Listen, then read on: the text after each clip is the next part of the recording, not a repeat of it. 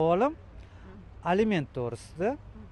Hozirgi ko'p holatlarda ko'ryapmiz, erkak kishi aliment to'lashdan qochyapti.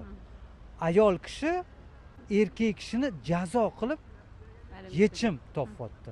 Nima sababdan deb o'ylaysiz? Bu yoshlarimizni hayotga tayyor emasligi, yengil qarashi. Hozirgi sharoitda yoshlarga hamma sharoit bor. Faqat yashab berish kerak, lekin ular shunga tayyor emas. Shu uchun alimentga kelgan bo'lsak, endi alimentni haqiqatan ayol kishilar jazo uchun deyapti. Jazolayman shu turmush o'rtog'imni deyazant bor. Endi bilmadim. Kelishmovchilik bo'lgandan keyin ajrashyapti bular. Ketishyapti, aliment to'la deyapti.